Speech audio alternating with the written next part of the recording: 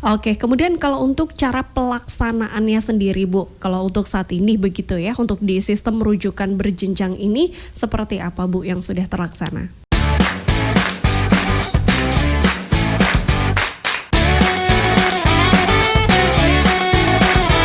Satu Podcast 91 FM Tangerang Radio 1 Suara untuk Kearifan Lokal. Selamat pagi, Hadai Tolan, terima kasih tentunya Anda masih bersama kami dalam program Suara Bupati dan Parlementaria.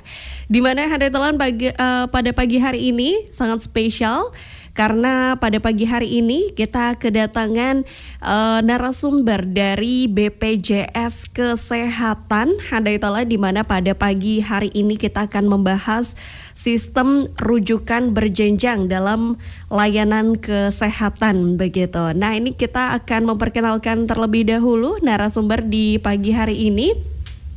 Ada Ibu Zulfitria, Kepala Bagian Mutu Layanan Fasilitas Kesehatan. Halo, selamat pagi Ibu. Pagi Mbak. Pagi. Ibu Zul, tadi berangkat ke sini dari mana nih Bu? Dari rumah atau dari kantor? Bersama dengan teman-teman ya. Oke, kalau Bu Zul sendiri tinggal di mana nih Bu? Di Tangerang. Oh, di Tangerang. Sangat spesifik nih. Oke, Bu Zulfitria, pada pagi hari ini kita akan membahas tema sistem rujukan berjenjang, di mana memang bisa dibilang sistem ini tuh jadi salah satu kunci utama begitu ya dalam memastikan layanan kesehatan supaya bisa berjalan secara efektif dan juga efisien. Nah, mungkin bisa kita bahas terlebih dahulu begitu ya Bu ya, sebetulnya apa sih yang dimaksud dengan sistem rujukan itu sendiri Bu? Silahkan. Baik Mbak, memang untuk program JKN ini ya memang sistemnya kita menggunakan sistem rujukan. Jadi kalau kita definisikan, sistem rujukan itu adalah sistem pelayanan kesehatan yang mengatur tentang pelimpahan wewenang, tugas tanggung jawab dari satu fasilitas kesehatan. Nah, sifatnya ini bisa vertikal, bisa horizontal, dan itu dilakukan timbal balik. Jadi bisa dari FKTP, kita ambil contoh langsung dari FKTP merujuk ke rumah sakit, nanti kembali lagi dirujuk ke FKTP, itu contohnya. Dan ini harus dilakukan atau dilaksanakan oleh peserta JKN maupun fasilitas kesehatan yang melayani peserta JKN itu. Oke, baik Bu. Nah, kemudian apa ada sistem rujukan horizontal dan vertikal itu sendiri, Bu Zul? Iya, jadi kalau kita bicara sistem, dari namanya ya, sistem rujukan horizontal, itu berarti dia setingkat, tingkatannya sama. Jadi misalnya ada satu vaskes, kita bicara misalnya rujukan itu ada vaskes itu ada tingkatan, ada tingkat primer itu ada ada puskesmas, ada klinik pratama atau dokter praktek pribadi.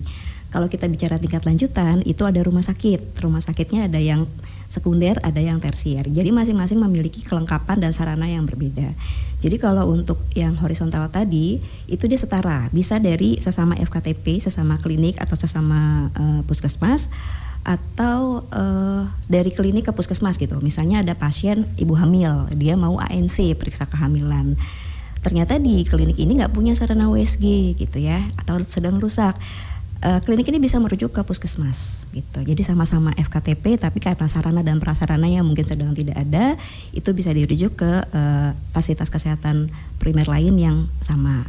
Sementara kalau untuk yang vertikal itu yang tingkatannya berbeda. Tadi contohnya dari FKTP yaitu puskesmas, dia dirujuk nih ke rumah sakit ya, tingkat 2 gitu atau tingkat 3 itu karena kebutuhan pasien, misalnya ada indikasinya dia butuh pelayanan spesialis yang dan peralatan yang lebih memadai sehingga dirujuk ke rumah sakit, itu namanya tingkat vertikal.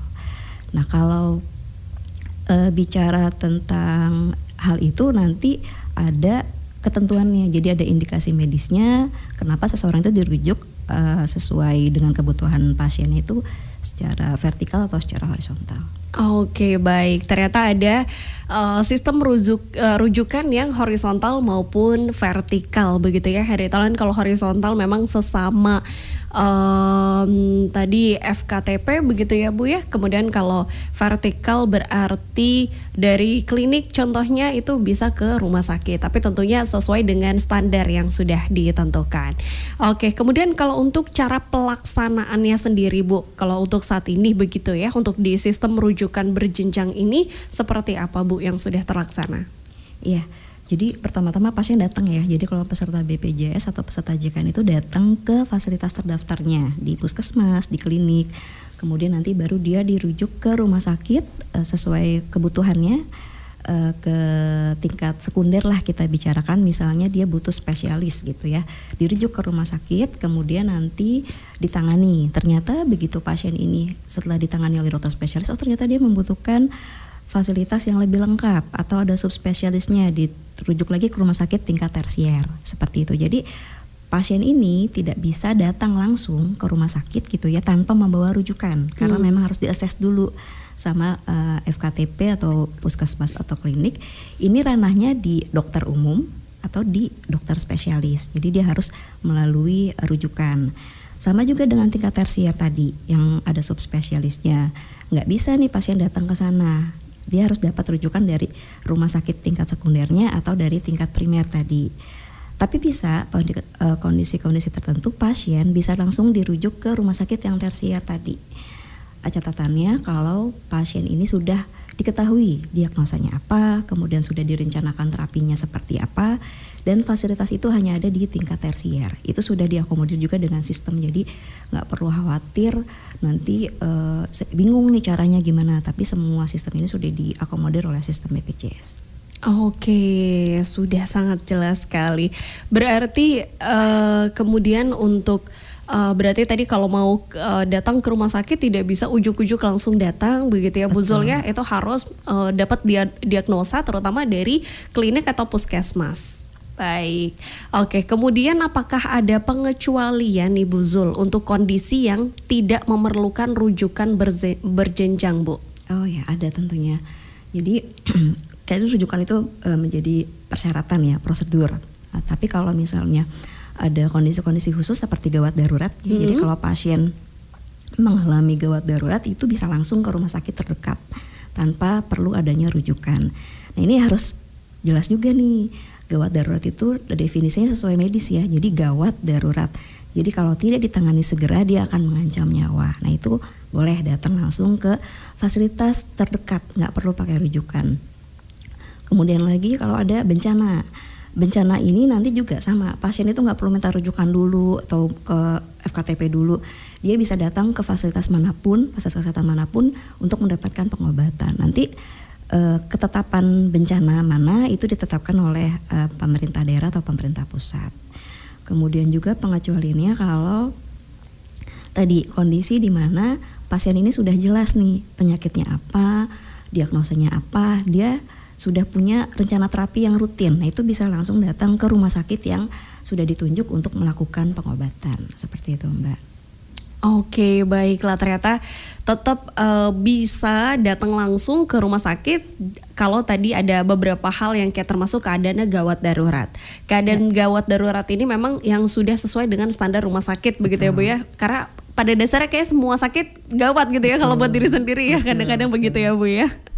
Oke, baiklah. Jadi ternyata ada kondisi-kondisi yang tidak memerlukan rujukan berjenjang seperti keadaan gawat darurat, handaitallah bisa langsung datang ke rumah sakit, kemudian bencana, kemudian yang terakhir tadi apa Bu? Sudah ada rencana pengobatan rutin. Oh, jadi emang sudah ada, memang sudah ada ini ya, sudah ada diagnosa di awal tadi ya Ibu ya, jadi sudah bisa rutin begitu ke rumah sakit. Oke, kita akan bertanya lagi nih Bu, kalau untuk pasien yang tidak mengikuti rujukan berjenjang begitu, apakah ini bisa dijamin juga nih Bu oleh BPJS Kesehatan? Ya, tadi saya sampaikan bahwa memang rujukan berjenjang ini merupakan salah satu prosedur ya untuk pelayanan di program JKN. Nah tentunya kalau yang tidak ingin gitu secara sadar, saya nggak mau pakai rujukan, saya mau datang ke rumah sakit, itu termasuk kategori yang tidak sesuai prosedur. Nah, pelayanan kesehatan yang tidak sesuai dengan prosedur itu memang tidak dapat dijamin oleh BPJS Kesehatan. Jadi memang harus mengikuti ketentuan rujukan berjenjang, dikecualikan pada hal-hal yang tadi ya Mbak, yang sudah kita sebutkan, seperti itu Mbak. Oke, baiklah. Nah, kemudian Bu Zul, kalau misalnya ada pasien yang sakit begitu ya, ini berarti kalau diagnosa itu berarti dilakukan harus memang dari klinik ataupun puskesmas begitu ya Bu ya. Kalau misalnya sudah mendapatkan diagnosa awal dari puskesmas atau juga klinik, bisa langsung disambungkan ke rumah sakit. Berarti kalau tidak ada berarti tidak bisa begitu ya Bu ya. Betul. Oke, kalaupun misalnya dia mau datang sendiri berarti dia harus membayar uang pribadi begitu ya Bu ya. Betul, Mbak. Oke. Kalau untuk rujukan ini sendiri, apakah ada batas waktunya Bu? Kayak misalnya akan habis berapa kali berapa jam seperti itu, atau memang itu bisa digunakan terus begitu surat rujukannya? Oh iya. Jadi kalau misalnya pasien dirujuk ke rumah sakit ya, diberikan rujukan nanti oleh FKTP, puskesmas, klinik. Nah itu masa berlakunya 30 hari. Oke. 30 hari. Jadi artinya gini, begitu dia datang ke FKTP, berobat di rumah sakit, kemudian diminta diminta kontrol. Nah selama 30 hari ke depan pasien bisa langsung berobat terus ke rumah sakit tanpa rujukan baru. Oke. Itu masanya 30 hari. Nanti, sedikit tambahan. Begitu dirujuk ke rumah sakit gitu ya, ternyata kata dokternya, Ibu sudah cukup nih 2 kali kontrol saja, sudah dinyatakan sudah selesai pengobatannya. Nanti rumah sakit akan merujuk balik ke FKTP, ke tempat terdaftarnya. Itu tadi yang dimasuk timbal balik. Nah kalau setelah 30 hari ini si pasien ini terus berobat, kata dokternya, nanti dievaluasi lagi oleh dokter di FKTP, apakah dia perlu datang lagi ke rumah sakit atau tidak, seperti itu. Oke. Berarti selama 30 hari aja begitu ya Bu ya, untuk surat rujukan ini sendiri, begitu ya. Sebentar Mbak. Maaf saya koreksi, bukan 30 hari, 90 hari, 3 bulan. Iya, jadi dari sejak dirujuk, ini pada kasus-kasus kronis ya terutama. Jadi kalau pasien ini misalnya DM lah ya, dia berobat ke rumah sakit, kemudian terus dikontrol oleh dokternya gitu, berobat terus supaya stabil. Nah itu selama 3 bulan ke depan, saya koreksi mohon maaf, 3 bulan ke depan atau 90 hari dia akan terus berobat di rumah sakit tanpa memerlukan rujukan dari FKTP. Oke, baik. Sudah clear ya ternyata 90 hari ini jadi bisa dimanfaatkan oleh handai taula nih yang akan memanfaatkan rujukan berjenjang itu sendiri, begitu ya Bu Zul ya. Oke, nah kemudian untuk pertanyaan yang terakhir nih Bu Zul, untuk pasien di perbatasan apakah diperbolehkan untuk merujuk pasien lintas kabupaten nih Bu? Oh iya. Nah konsep JKN ini kan sebenarnya bisa berobat di mana saja ya gitu. Jadi selama sesuai ketentuan yang berlaku itu diperbolehkan. Jadi misalnya di satu kondisi FKTP itu sekitarnya nggak ada rumah sakit lain gitu. Misalnya kita di kabupaten tidak ada rumah sakit lain nih. Nah ini tentu saja misalnya ada di luar kota kabupaten ini ada rumah sakit yang lebih dekat, atau ternyata di sini fasilitasnya tidak, yang dibutuhkan oleh pasien itu tidak ada, akan diperbolehkan merujuk ke wilayah lain atau mungkin di perbatasan itu di tempat yang lebih lengkap dan sesuai kebutuhan medis. Jadi tidak ada larangan gitu Mbak untuk merujuk di luar wilayah tempat si pasien berada. Oke, jadi semuanya memang dipermudah begitu ya. Bu, balik lagi untuk kesehatan masyarakat nih, khususnya di Kabupaten Tangerang. Oke, dan mungkin bisa disampaikan juga Bu Zul closing statementnya begitu ya untuk tema di pagi hari ini terkait dengan sistem rujukan berjenjang. Silakan Bu. Ya baik, mungkin buat masyarakat ya untuk dapat memperoleh pelayanan kesehatan supaya lancar, supaya dapat dijamin oleh BPJS Kesehatan. Pertama, 1, jangan lupa bayar iuran ya, jangan telat. 2, ikuti aturan prosedur yang ada. Jadi memang sistem rujukan ini dibuat tujuannya untuk agar Bapak Ibu mudah melayani, memperoleh akses, supaya nggak perlu jauh-jauh langsung datang ke rumah sakit, datang dulu ke vaskes terdekat di FKTP. Nanti cukup sampai sana. Kalau perlu dirujuk akan dirujuk sesuai ke indikasi medis. Jadi saran dari kami seperti itu, bayar iuran tepat waktu, ikuti aturan yang ada, dan jangan memaksa ya. Satu lagi nih suka dibilang, jangan memaksa minta rujukan ke rumah sakit kalau ternyata kata dokternya tidak perlu dirujuk. Mungkin itu Mbak himbauannya. Oke, luar biasa sekali untuk yang terakhir ya. Itu menarik ya Handai Tolan ya.